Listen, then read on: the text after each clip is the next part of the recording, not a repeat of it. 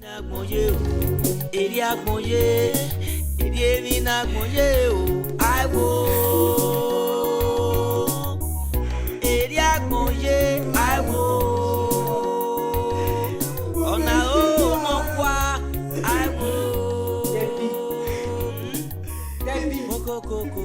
they are there.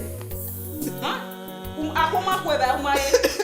Wa vieru da ete e blackberry we ogwi. Me na ko mi nai. O se ko be ya mafie no. Wa gengi ko ameri.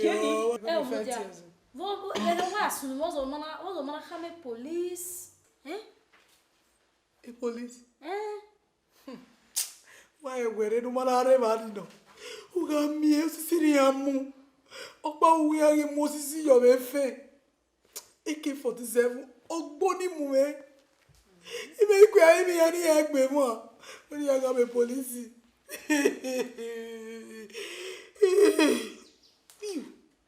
Tete chaja yo veri ani. Tete chaja yo ya veri eni Jesus Christ. Noya ko salo ba mare piwe. Wa tutu me blackberry ve yuma e mana. Le prasinya he. Go veri oni wa ke veri oni e. Hell, e blackberry. Ni wa ya so wana. Imagine me ba me blackberry. Ake blackberry pa Argentina. Brasilia. I can say Morocco e wa ime de. Me o gani ne blackberry ke be Argentina e. Where he go near where ya do. Osa ya ri o to. Bolu wopa. Mo bere o ni. Debbie. What do you want money go me? Iya ya ri o to. Igbolu jo wopa. Iya gbegbe me. Iya titi. Estistigue for life. Uma bere o ni. Iwe ni gwe wa mu e ma me mu e. Egesi ya ni we what's up. E blackberry na ya dele. Ya se gbe yuma ya dele. Iya mo ngu gan. Wa te mo to wopa. Bi gwe na mama. Debbie, onise o. Da me men gwe tie bana. No dey ade me na ko mi nai. Una so akọ mi ba ye ti ro de o de. Me na ko mi na ba me blackberry. Ba gbe go ya ko. Ba gbe. Yo salobo. Debbie ba gbe. Debbie ba gbe nai.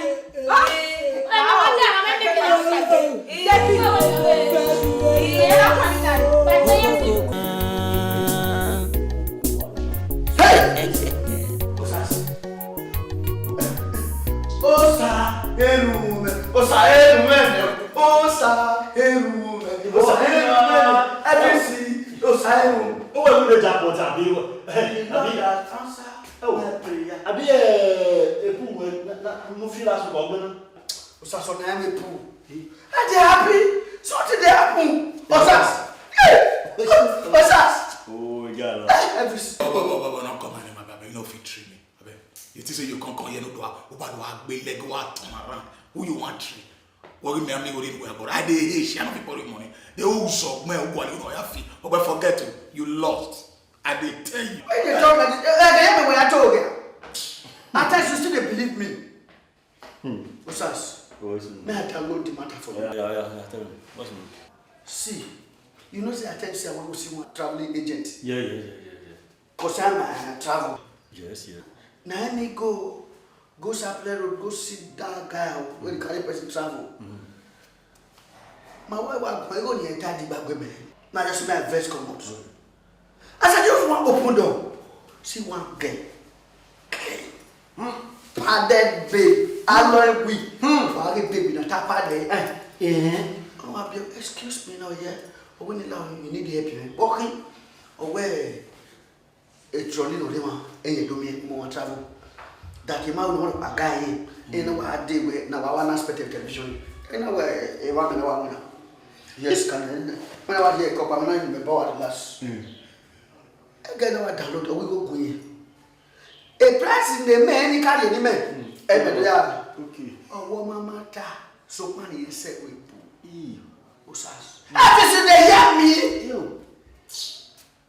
Now I tell this girl, see. Now me they do one for that office. Yesterday, I go bought two people. The money very cheap. Nadia, a very high Spain. Oh, one fasting, huh? Only one here back 2 weeks from now. Oh no, where's again? Yeah, you go. What I do the guy may come and consultation fee. I mean, what fee consultation fee? Or one year problem, we had a daily carry on the day.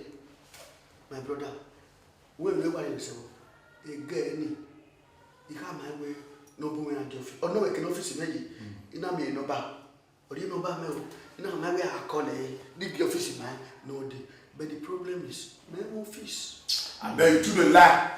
Oh, Jimmy, why you they talk like this? You said they get you number. They give me number, no number don't me now. They believe me. I will not bet the girl go away. If I talk like that, I swear I go put. And the problem with the office. If I never saw you, they believe me. Office not be my problem. Jimmy boy, use your brain. Office. I'm way back to call you nothing wrong. I don't remember. No, you didn't real or you. No, what the oh, until 1 year in Wadodo. Office or heaven. I'm away. It's not going anyhow. It's not like a problem. It's not going. I don't know what we're more time. Don't women, I the Lord has answered my prayer. I give praises to him. I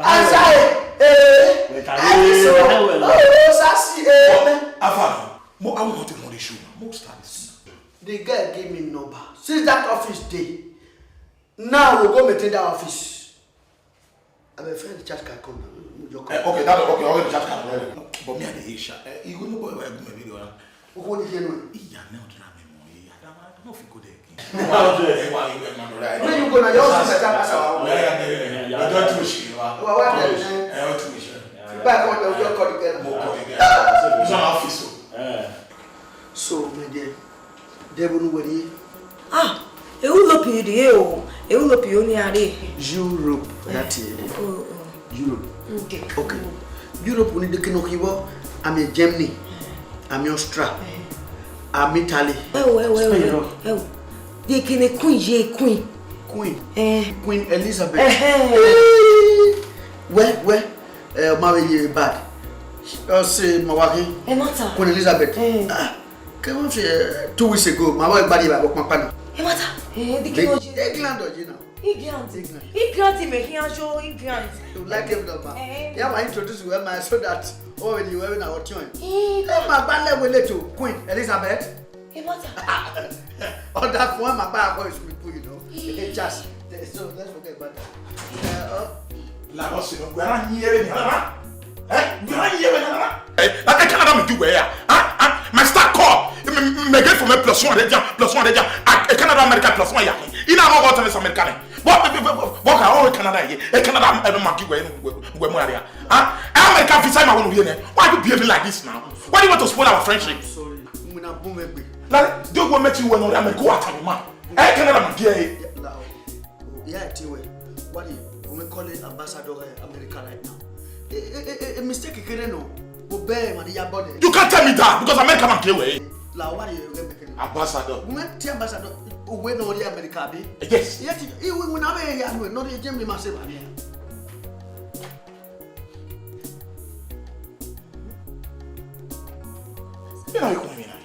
Sorry. Hello. Yes, man. So we muna na wana yena wa mu we na dia. Who come up with the ambassador? Pass the phone. You want my phone now? Okay, let me see. Can my we call? Yes. Yeah. Again when I'm more here, America, when I bought there in Canada. Oh, why are you only close office in? You want me to call the president? What's wrong with you? Hey. What more when there? Okay. Who are only get we need to win the office in Abuja. You now Taman we're getting 30 minutes from now. You hope now call him where or he play right now. Oh, who move because the customer. Okay. 5 minutes. You just said since we're there 10 minutes, remember the 13 away. You don't know here play right now because you're not going to win. Idiot. Where are you going? No, sir, ambassador meeting. He just said nearly 10 minutes now we get 13. Oh, we bad man attacking and making ready. or the America. Oh, yeah, my America. By America. Estistigue. Well, Osei Maki. Otame no more Jemmy. Oh, we're not recording. Only say Jemmy. Eti Maklaw. What's the On Naya Mamma. Like you, no more Jemmy. No one of Jemmy recording. Where's the Baba? Where's the Baba? 30 minutes. You see, You will be level here. very sorry, we no time. I'm making arrangement. Oh, Eba. Oh, bless her, those America will call it. Ambassador, yes. Who know what call America? Yeah. My president of Bala will let you. Ambassador, I mean, we talk about Bobe for us over. The time I will make Conan or limit yourself, or there no another meeting, it's your moon. Because I think I've been doing this job when we can get away. If you are more say Kobe now, I want master my passport. Oh, you play. He can't have me yepe. Epa. No we want na we me want say na e ko kakabo wa bu me. Epa, I hear me ni ana like yanti bi I hear. So, I just want consultation fee only I have way fine. Umuhen I ask fee. Okay. Ni aya ha we my way business 10,000 and here we fine. 10,000 na keka. Yeah, so funny I want mu me like yanti ni like yanti. You only here we office now all men. So why the only you turn you nice one. You can tell me any go no he will say you can Elizabeth. Okay, yeah, you may go be. Yeah, 10,000. 10,000 we are second Elizabeth. Me we 10,000 ya mu me like yanti. What am you DP who can go statement? Bina yakina. Ibe tebe kemerie, But me heti suwe mi ama,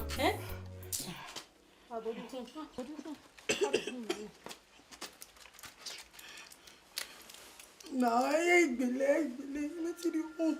Bina kwe mi na yi. Iriona, de ruke ye na, Wagewe, ba me blackberry. Na o se mi aye ya meta le me runda woni blackberry mo mu me na. E tu we ri o na ni me ti gba ri o Iwune blackberry. Ge ni hama we. Unno ragbon okun go, Uti associate blackberry associate nokpa. Ugo to Okay, why can't you just dress up so that you go somewhere and relax? And then we're done at Debbie. Yeah. Debbie. Ọ̀gá ẹgbẹ́ nu agbe. Àmì ẹ̀fọ́ wẹ́lẹ̀. Àmì ẹ̀fọ́ le o. My police officer not opposite. Station we are na my boss so ni wa do le phone for street. So phone no ni àmì ẹ̀wò pian pa wo. Wọ́n wa ko we. Wọ́n wa we ni pin number. So we wa check the profile. A picture we mi afefe na wa rugbe. Ẹni ko le na. Iya mi ẹ̀fọ́ we. The police station. No, you know. Obamake police station. Obamake police station.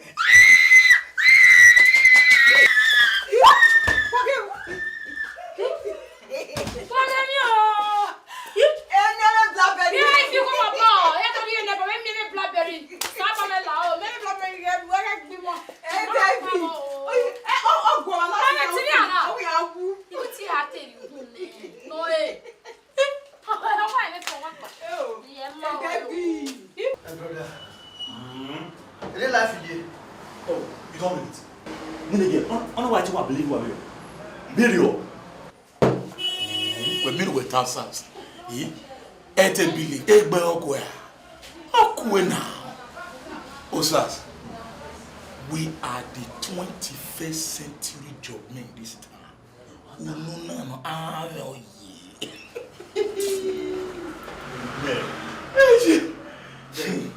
So don't have Baba.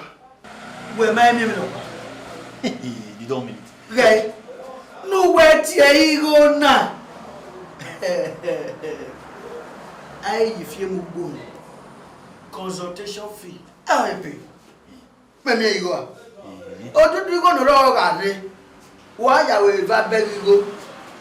If you are my hand. I feel my brother. Osasu. I got to go. You will see with your eyes. Before you go kill it, Gary and recording. It's Andre. You. Oh, no, Bunny only will wait time yourself. Mamma, consider yourself godly. You want my Osasu. Oh, you are like a canny. I gave you some of it. We are going to enjoy ourselves. Get money. Jimmy, Elvis, in our you allow. Now allow. Now we are way passport you know. We are now. International passport. Me ya we no o do terminal la o kakabo. The point no kwa me. Ma we passport ni. Yes, exactly. Ma we passport ni. A passport na here na one na tie. Mi dey mo agbo. Time. Ade mi ga we ya we passport ni. Je ne bo we gba ma ta. Awa. Aya bari o. Na brother, kwa dia. Wa e gwa de mi dey bi o. Uma kwa na e. No. Na brother. Kwa manyo. Bama! Mobile, stop.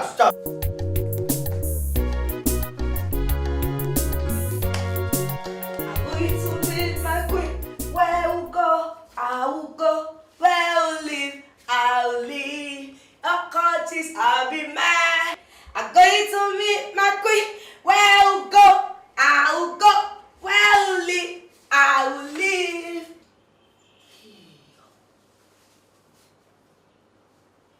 Inwe deba, igi devuna. Hey, igi ebe, igi ubono, mwemoe. Igi ebes, igi umweme wetu, ishiawo,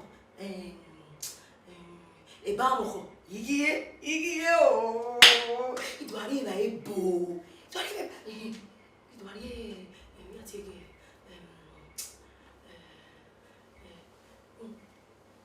idomu, hey, idwari macaroni, idwari aboga, idwari aboga,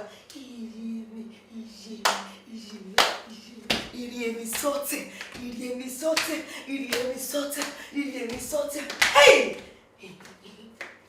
Okay, kini do awe na ya zeboe, una ya wili bo, oni mini ya gwa ebe ni ma ya gwa na ya zebo ya we la boya gbewe kwa ashore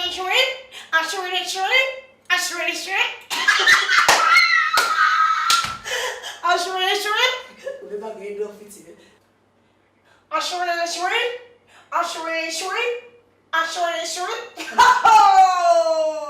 I'm going to meet my queen.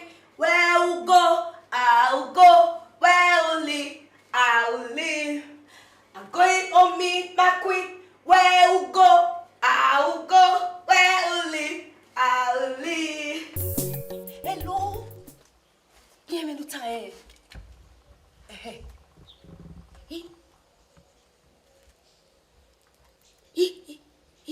E passport me ready ne. Iyobsa. Evata. Brother benu tana. Jesus Christ, who is say? Jesus Christ, who is say? Evo belly, who is say? Hey, brother. Oh, what are you doing? Oh, mama. Oh, when I wait. I'll give you on tattoo. My office winning. Who we can't do my office? Boko, yes, who can't do my who is say, brother? Who is say? Hallelujah!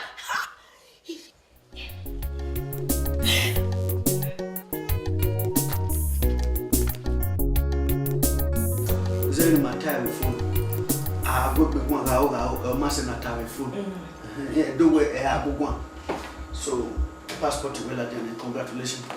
Jimmy. You go go. A passport na hina. Passport. Kaya je we. E mata. Yeah. The photo well we.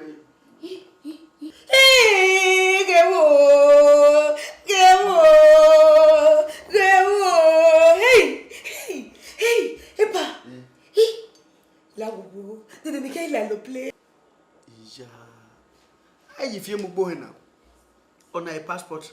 Ari visa ji. E visa mai la dia. Ari visa yo e una tikpa. Ade ticket yo. Okay. So ama woni ne o set ye pa. Excuse me phone too. Who yet you man? Abani ti wa si.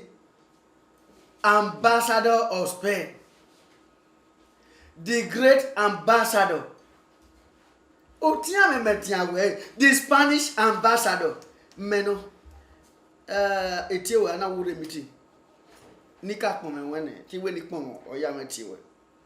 Ori ha no vie visa your passport. Ya se we bone no de.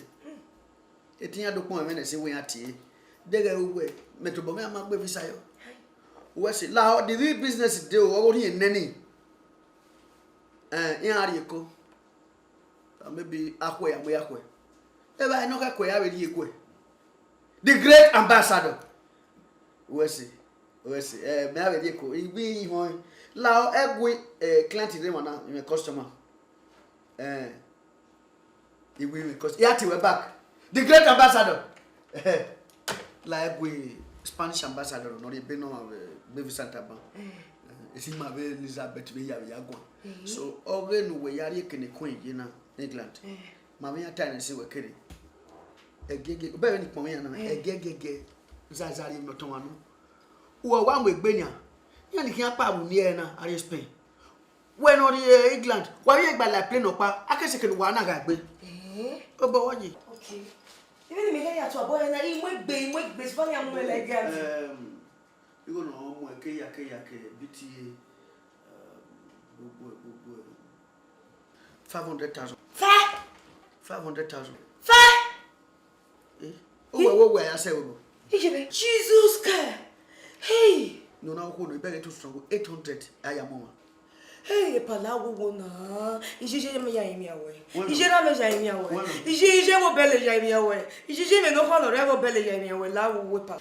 England. Euri. Gunwe kam Elizabeth Ugide. We pa eti Eliza la wo. Oma pa ya akode ni yamu ni gore. Ije warrior. Okwa mati awe ke ngwa go ti me be na. Haibu. Me makata mu gbe na fa na ki ajo do bi jebe. Ije me mama wo we maka gun sin. Me ma go we gun sin na kama we igwalige so. Mu gbe bi ma be we ri gbagun abi abi ta ma won. Ina wi me. Uwe ni yara. Ije. Eduka kama meje. Eduka kama me. Hey. Oge wari me. When no say oge wari me. Who na we? We na wa gun na. Ogi momo. Ode wo ni na ta. Evu nu we wa ge na. No vi we. Ije wo ya de yeze. Yes. Yeah, de yeze. Sisi buri go na me. Lare. Ora de yeze. Wa so do gwe ra me do. Uga ide yeze. We ihuwa ka de yeze ria. Wa se wa mi ihuwa ri ke. Nu wa mi agba amu bo. Abu. Wa ge de ko ni.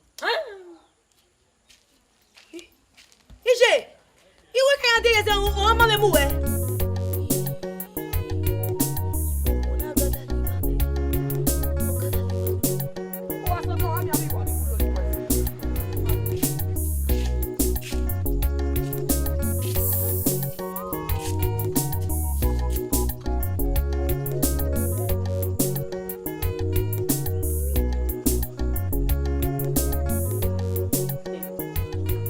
Ebu. Womo boriona. Ebu womo borio. Nedi adi. Eva ema kwa onu. Uri akori ejo ame. Ba mi ma mu igonu e. Ije ememe. Eva ese ti la me ona. O de wo we. Igoni no we ni. Ima no we ni ya file kweze. Eti kenya kokereje. Ije ya gwa lodu mame ni ma me bugwe. Ije use ni majena ojowe. Mana na ina megwe umana khirane mariva we ma bego gwa no go samo yo ton ije. We ma leke, uma lake ni. Eti mami muta. Eti mae kenurie. So pompa no o ake imu mi. Rudai mo mowe. Ne raja ugade. Imami otinrakbi, amami otinraku. Mo pa se koko he. Adomi eni awe udode yode. Odeni mai. Kerewe kako leta manewe okiani igomakwia. No vive.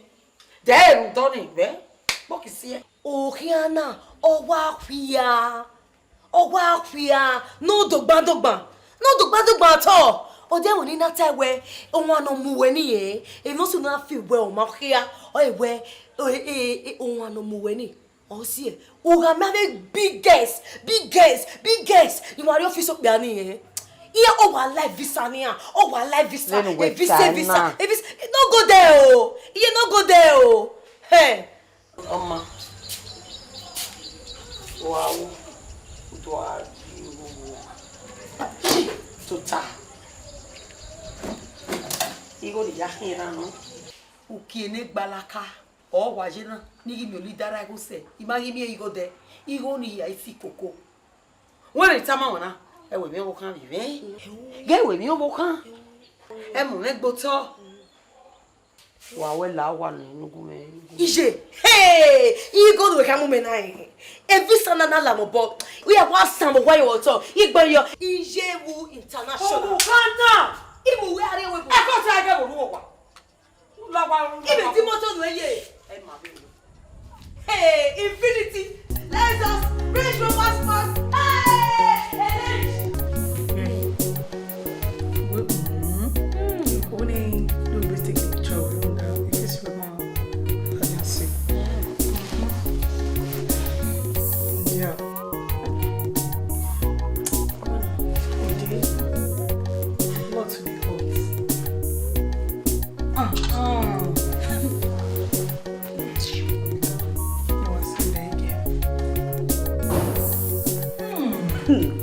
Girls!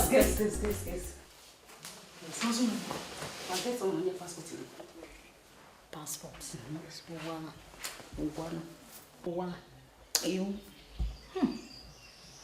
Ewu yawe passport. Ina go le mi o, ina go check mo boss oge. E pa kizip. E wa ge international passport. Ewu no yawe passport without telling me. E want that. Do no kaka ge ge ni no lo kase. Wo ti fi e ya international passport.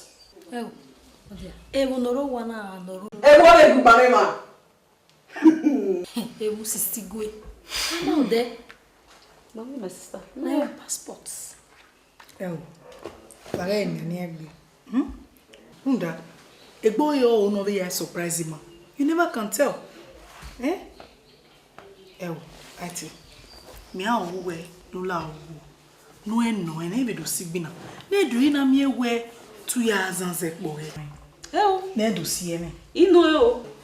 Wa we ne wo ye va be nu ya mi o. Ogare be no e wo ho no time ho matter me ma. Without her we can live. Okay. Take get if you go with you. So bala ge call even. Wa ge to gwa ligo na kia. So no bano ge mwe go na gume. Ya no ruga me wa file with you. If you ga me with you. Abi cutting na nia. If you le with you. Television na. Ya do we.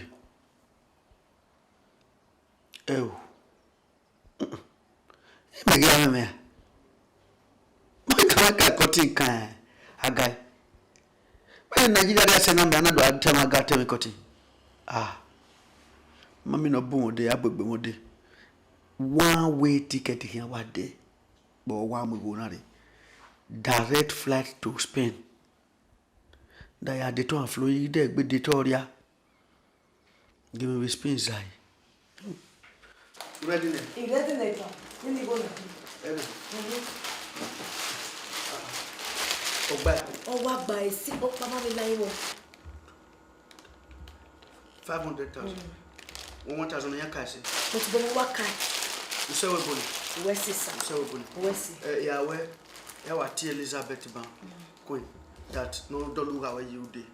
So prepare everything for one and woman we la we go. They didn't look by Friday, Saturday, Sunday, Isokpan me ha. To what you do? Saturday, unique ba. Make it that save anyway this Sunday. While in church will wear. Even you beat all Okay, no problem. We say we put it. Why I go can lie we put it. The passport in a row. Okay, no go any. Oh, wedding. Only we are dying. Okay. Or I can while another plane, what he was on the plane. Who was in Nepal, he was on Vincent Tani.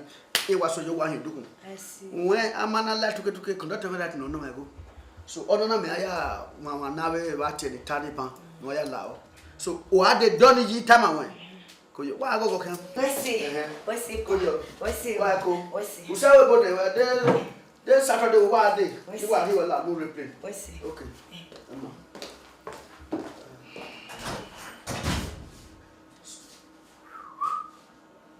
Elvis.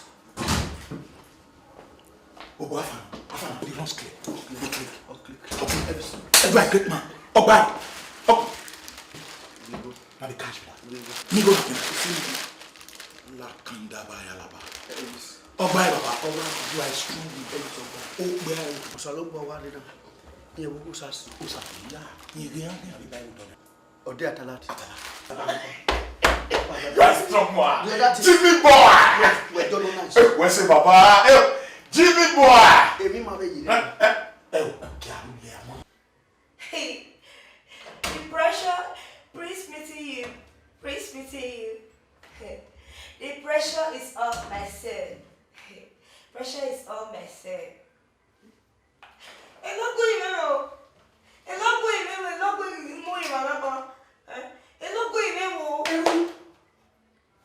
What do you look at you? Don't go back alone.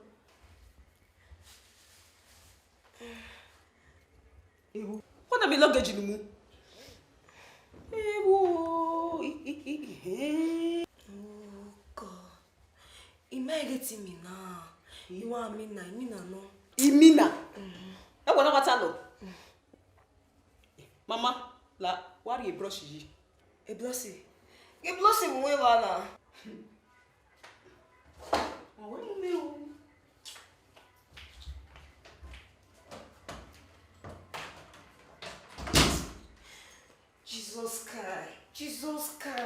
Jesus Christ. Eh?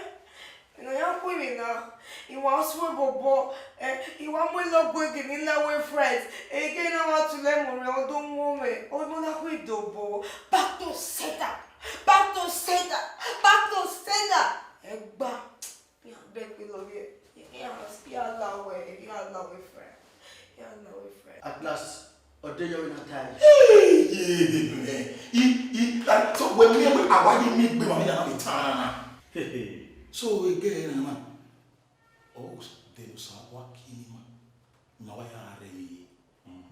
So we Yeah. Oh, yeah, come on. Yeah. I will wear any gay. I'll give you someone. Oh, someone here. Yeah. Well, we are coming. Now, Marco. Yeah. Sure. You see, let's forget about Ukome or non-Ukome. Okay. Already. Now, Elvis, office is not winning with her now.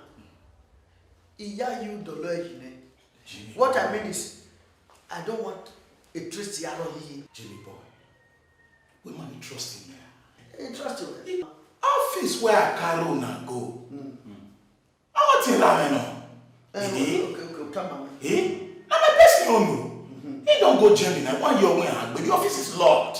I don't know where office is when the office is closed. Close.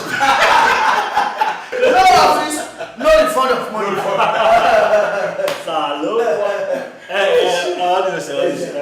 Let's drink. Yeah. Well, when you go to Exactly the cash. Jimmy boy, roll the cash. Now make us day. Okay. Which one you not day? Wow. Yes, Now we are happy. Are you not happy? we're happy. Meanwhile, let's take a toast. Drink. Let's go to the millions. Let's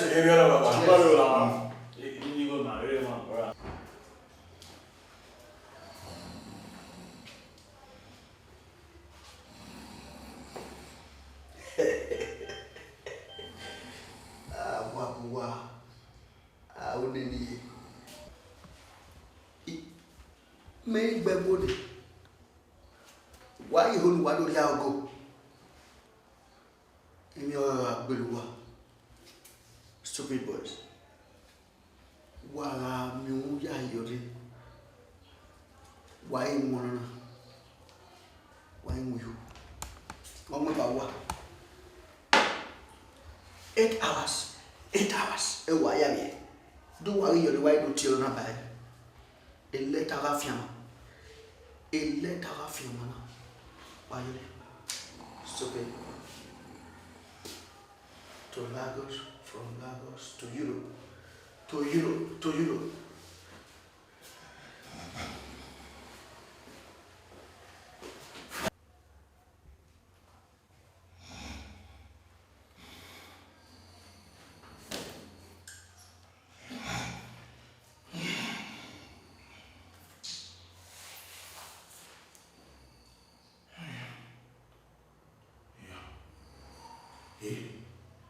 Mommy. Oh boy. Yeah. Oh boy. Hey Jimmy boy. Hey Jimmy boy. Who are you, sir? He didn't know. Hey Jimmy. Jimmy. I can know. Jimbo. Jimmy boy. Jimbo. Hey Jimmy boy.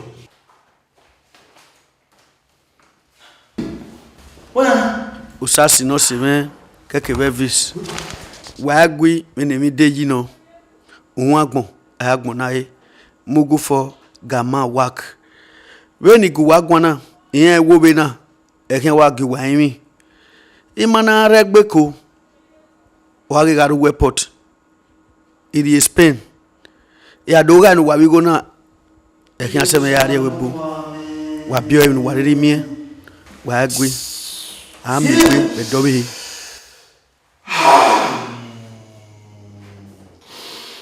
Menega. Oh. Menega, Jimmy, not a guy, man. Jimmy.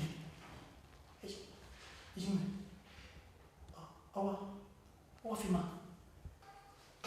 Flower got a plan together, and Jimmy is paid.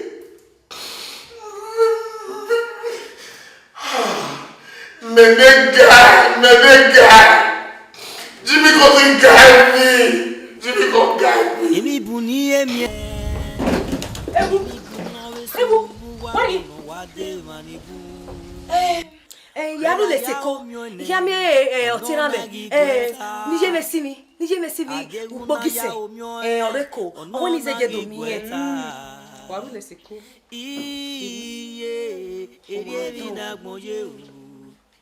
Kama make do so every weje. So who will give me my international passport of what way? I will belly. So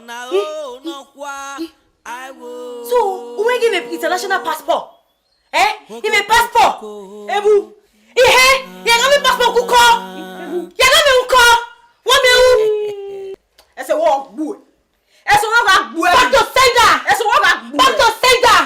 So I saw that no nu you oba go sin. This so we can travel out of this country as your free to come and Mom you kon ya ma me na. Back to sender. Tafia mama. Agele we na tai. Na gbori na te mata. Ugu we se me. Me ma we se nu gwe. That's no me. Agele na we se no for compare unko. We se no for mama. We se no for compare. Imo gile, imo ere. Una lo gbolo supu je o. Umege se unu e. Uri ebe umege se unu e. Ogi keke be se no for numure. We se du gwe uni me. Oma wa mi we. Okon du ya ma me ma ka be ya ma no. Moko mi bosses ni na go wetalo imana flex me okay ba ya mu jai mana go wetalo baska ifu ahia flight village champion ke weta ma we e de gbe le mana una le mana ni awe we can believe awe village champion. Gay, imagine the way you need. It can't be well, man. 2 years and no more. Idiots. Get that, nonsense.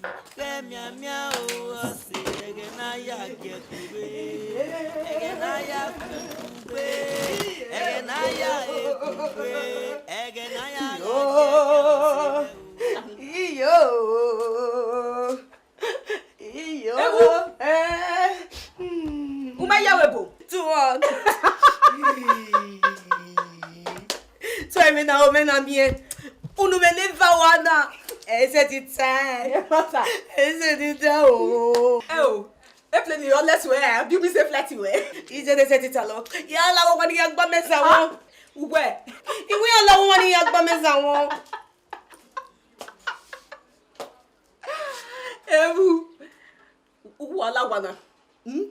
When come over by go fana, by no uga, by no wood de gbele man. 2 way to go egbode. Lo. Hey, Ewu. Guy, right now, me again we even can before I come back, I don't want to meet you here. And what? Vanish get that where put mama no muki ana. So Allah wo na be free working. E be free working now. E be free working now. E be free working. Oh Jesus Christ. Oh God. Ah. Oh, wait, is your na your leg. Oh. Oh, is your na your leg. Oh. Iwo ije mi agbe wa. Ije mi agbe me wa. O bi akata mi je me. Ibe gbe ari opa. Yan ati me Estistigue ma ni. Iyobsa o. Yawe pike. Yawe pike o. Iyawo ya ni ni fi me go. Oh. Iyagile muya. Koko.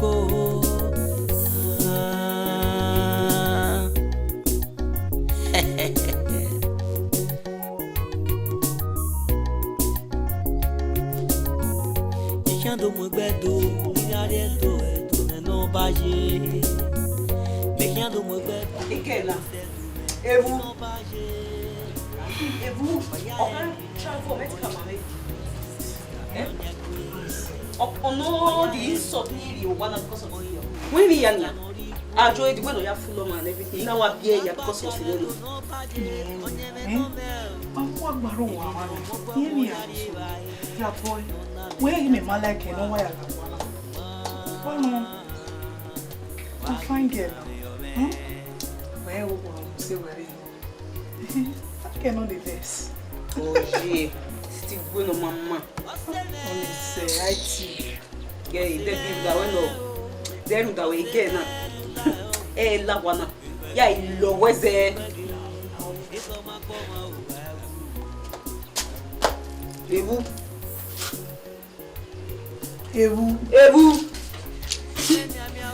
Sister, it's un poke ya. Kema wo waye si. Imagine. Where could you see? Il est bof comme.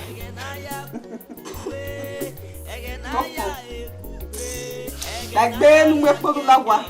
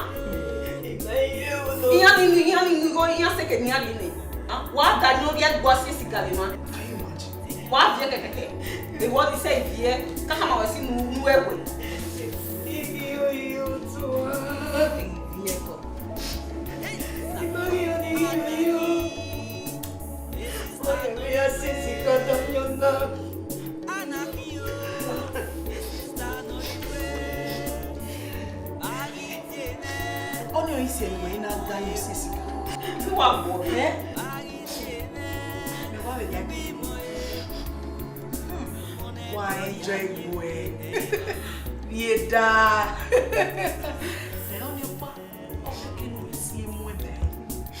Very honest. What the job? Who will find the problem? Tell me. Anyone name me do. Here, I don't know what I said. No one told her that. Você conhece Pumpê? Vou pai me.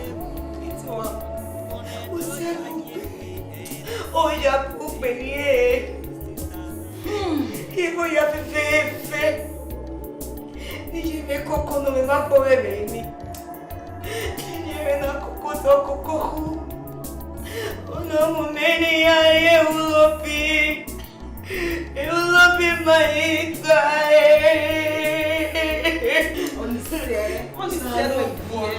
Maria eu lopi. Não, vai close, não dá uma open. Não tem classe. Não eu lopi aí. E mãe me cuida. E mãe me cuida. Nossa. E nossa, quando eu na mamãe, né? Gay. O baba é you é retro. E me não sei se vai fazer na minha mistake. E uma coisa, mamãe eu vou. Eu não vou ter assunto. Em vez de diare mana, eu uso poie, eu uso perimenye. Esse diare mana, eu. Co. Gay, ni tama. Anyone name. You understand? Muda. You go watch na we wa maybe go back and worry no Regina. E mo ni ke ya fe le mi. Ija. E no ke no we you mi. O brochure. Zere e baby no. Package boy. No we are a Range Rover. Ni ke re no. Ke we na ya we mi ni zero mama. We are me ya. E mother. Ya plus be high this abedi high. Ya e gbo e aje. Wa no brush up no come say. E this abedi high mu lo. Only say me ya le ma e na ri pa mi. On ba mi. No. Ko.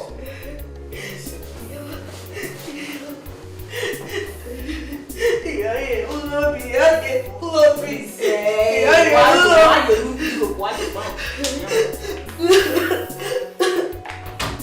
Hey! Now, wow! Maybe no. Wow, wasted beauty way. Look at the packaging way. This way, man, look what I have here.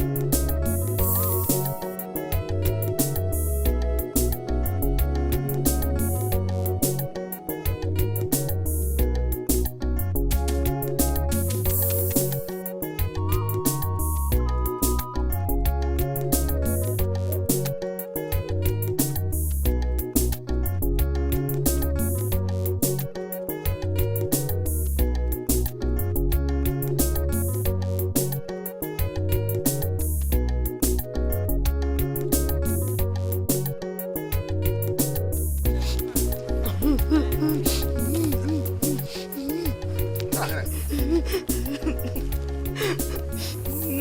Oko. Hey, Bogi. Bogi. I'm a boy. Yeah, I'm away. Why if you buy? Oh, who am I going to yell at moto? Eh?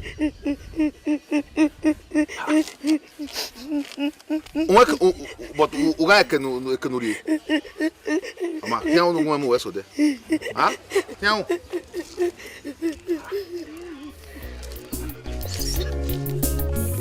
Emi buni emie no kakaboda me. Emi buno we sunu buwa gbono wa de manigun. Wega ya omione ono na gigweta. Adeguna ya omioe ono na gigweta. Iye eri na gboye o. Eri agboye. Eri na gboye o. I wo. Eri agboye I wo. Ona o no kwa I wo. Igo imamie yena wafi mego. E ulopi imagijo. E mese. Sawa segeri ose. Emi opa ni me wo Fana mi awori ori mana oku iga yewebu oni opa wa mu wa. Ha? O ame me no be we yan yeri school. O yan ya we biwo o yan ya we muna. Okwe o te no dun are ban o do mu are webu o wi jin are ban o do mu are webu wi ra are ban do mu are webu wa do kin o make wa do kin mi ati e ma de boss pass ya be bus stop. Yeah. Anyway, the class in the West, I mean, the women diploma or degree. A diploma. You. They can only use. Mama, what's it? Beggar night, I walk out of my. The guy will you born. So what you born here on when I heard that way, you can away. Those are one. What? What would you? Odoavo se me Ehigiator, we giago ebodoni. Mama, il a guardé le son. Maman, nous y avons lecture avec Chamora classe ici là. Nous y avons get SSI. Estamora, des colonies. Oh. You know the Mama, a lecture. Okay. You attend the lectures, mama. Okay. Well, at least we get SSI and we say level up on it. I can't wear when I am well like best here. I go for a school near no. You understand? That, but if I say we are no better than what? Oh, my, you pay. Yes, sir. So for we say then what I now worry Osasu no dey ba wepa. So but me make my brain no use school. E ba me kan do ya je gbe ma ya ti ebisi ya. Well, you make me. Go in there, me. What do you mean? Then I make graduate, man. Hey, this very session on what good this very year, graduate. Hey, we convocation with man. Yes. If you party me wo, e go me gbe li go me kwa. U ama o ye be. Won? U ama o ye be. Then we bu we there ni. E we bo kan agwa lo we. Yes. I gaje school no time na. I ajo. Ya iso wo pa bodoni. Ami ya ni team Estistigue kede ya de. Ya gi team Estistigue. Ya do team secretary. Obere. So what the part of You see. Do I secretary?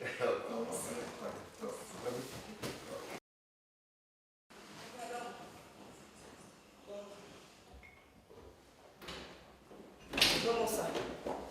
I guess what you can get to me. Okay. Where are you? Okay, Oma.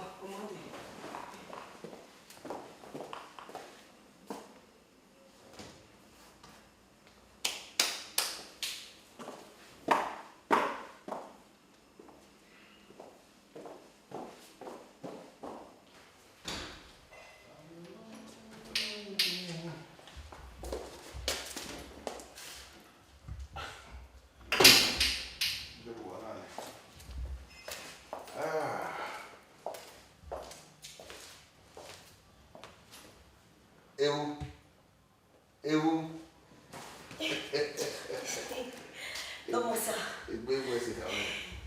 Akobeghian, sir. Ope no ya lo ke buja. On might be big baby on it. Okay. O se won pa mu ya abugbon le. Ya la wa na se. Okay. Come on. Akobeghian. Lecture. Oh, yes, sir. Okay. Oh, yes, sir. Emi be oye we. Eyi gbe bo we fi so la. Oh, you really want to relax. Okay, that's all right.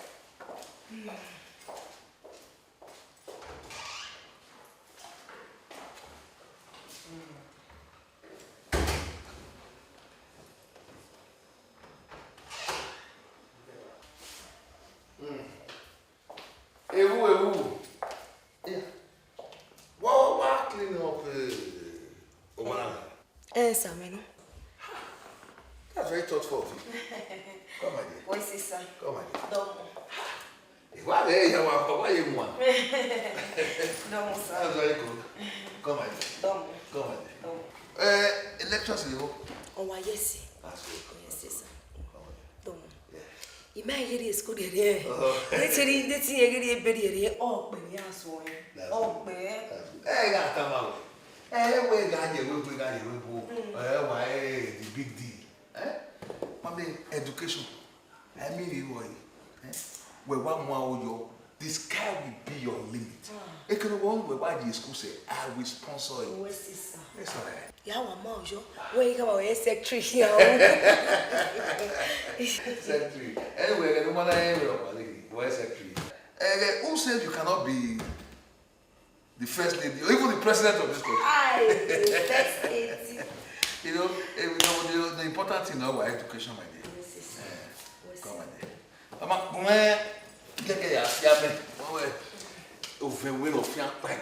even with all the ACs and all that. Where fiame? We might even. What? It's a one who ran it. I'm not done with you. Or you have my let I know how I know now. Come on, dear. Yeah, let me need you. Oh, no. Yeah, I will. Okay. Yeah, you go.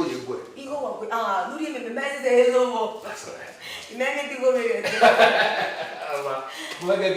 Okay, sir. I don't. Well, we are there. You are free to. Okay.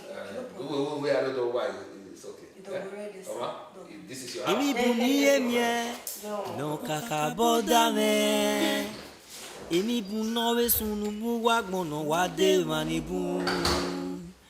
Wega ya omione aderuna ya omioe ono na rigweta.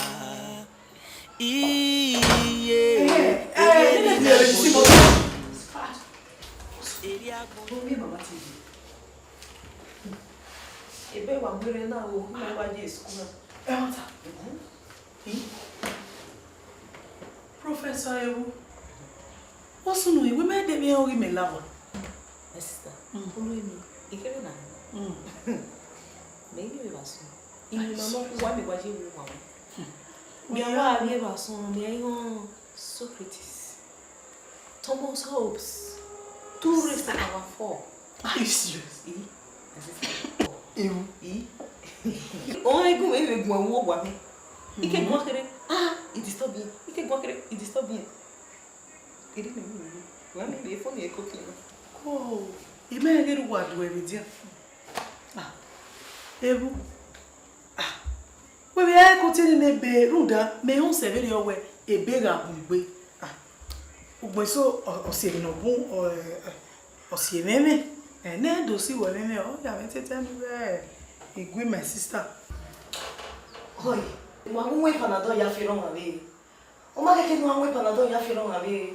Punda iwa nya eti dandan we ti hia ya kode na ya mi we isetin je school adia isetin je we be no yose punda ya kama me ya we o ma ga je school agbo lowe.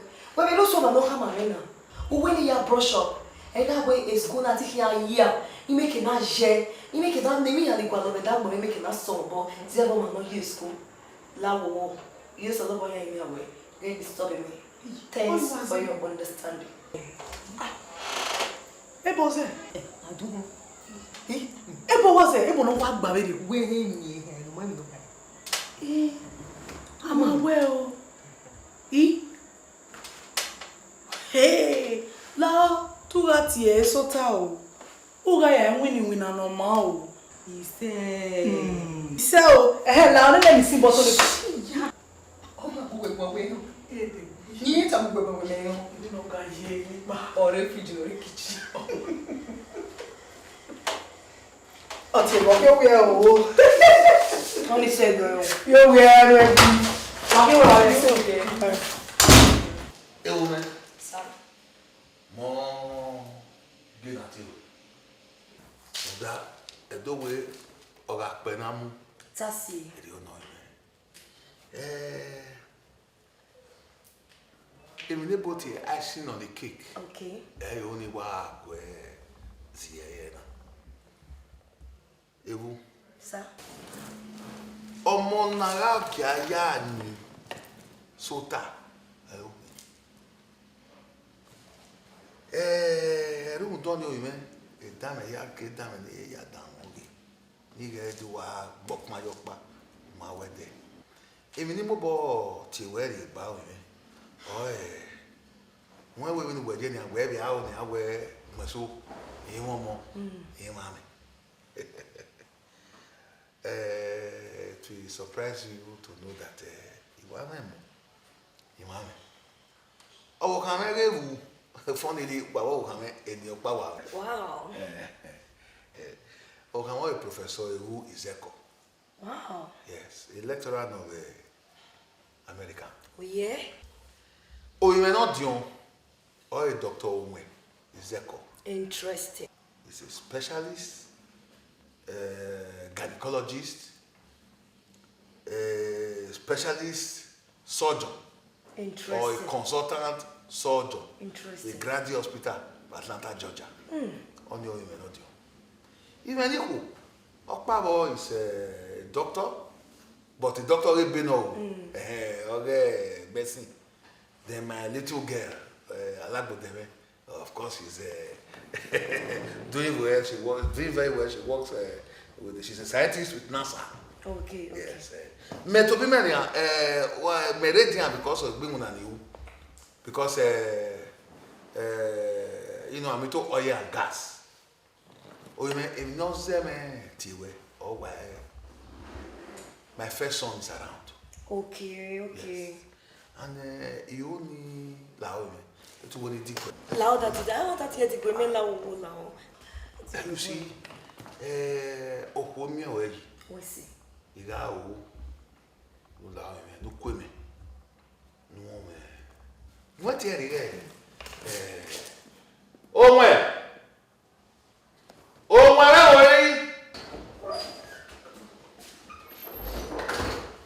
Thomas, My dear, that is my son. Thomas, Dr. Osunde. Thomas. Omoniga Tamawe. Women, a woman. Fine. Nice to meet you. Pleasure. This is my son. Wow. A walk. Thank you very much. I see. Oh, dear. Wow, they don't look bad. Oh, I see. Hope my year school. Kakabo. Very, very important. You know that. Yeah. So how was the trip to Nigeria? Oh, well, the trip was okay, but you know, our Nigeria standard now. Honey? Yes, baby. Mami no sunu. What's on? Iwa case ko de ba ina wa de kwe bo pa. Owo se Jimmy boy yen kin. Jimmy boy guy ni won fi me go na. Okay. Oh, we have fear Jimmy boy go. Don't mean. He's been deported. Good. That serves him right. Oh, boy ni na mama owo Jimmy boy le fi yen go. Good. Honey. Yeah, we no salu ba o me no ma o me. Exactly. Exactly. God is good. God is awesome. Ekomi wa vunu wo. Oyin na me wo podore oro me ko. A family like this. A fanamo tien. God is wonderful. Thank you. Thank you so much. We see. I'm very, very happy for you that. We see. But in your bag, you know, I know it may surprise you. I was surprised about Kakabo. If my will continue. Osuno. Tima pass here or ya? Sure, what passes says Kakabo? The man will continue in Nigeria. We hear it. There was one time, you know the passport you were, but up to now, you never asked me what I'm going to use it to do. Maybe no. It's okay, I'll go my daddy. You don't know. You made the passport, you see. The bank, well, I really have a good plan for you to, you know, you only move America. You are told. Are you serious? Exactly. You know, I am a medical doctor and I want my wife to be well read. So you know you are just going to America. This is your passport. Everything you need is in here. Everything. It's a lie. Everything. Jesus! Oh my God! You're so wonderful. This is a dream come true. Sure, of course. Of course. Do you know why I just did it? Because you have been very kind to my family. My dad has told me so much about you. Or what I'm even you as even you take off here, I was so happy about that. So you only get on your son, we see. Yeah, this is it. My God. And not only that, once America, they will change this passport for you. They will give you a citizenship because I am a citizen. Wow. Yeah. So by tomorrow I will leave it. So just try and pack your things one of them. Osasu. Yeah. I still have there's no problem about that. Okay? Oh so my God, you're so wonderful. Emi buni emie no kakaboda me. Emi buno we sunu wa gbono wa de manibu. Wega ya omione ono na gigweta. Adeguna ya omioe ono na gigweta. Eri na gboje o. Eri agboje. Eri na gboje o. I wo. Eri agboje I wo. Ona o no kwa I wo. Koko.